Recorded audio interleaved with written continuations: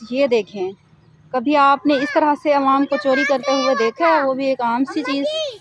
ये सामने रोड पे तरबूज वहाँ गिरा हुआ था। अच्छा, वहाँ बाइक खड़ी की हुई है, चाबी बाइक के अंदर है। ये जनाब यहाँ पर क्या कर रहे हैं, कोल तुम्बे तोड़ रहे हैं।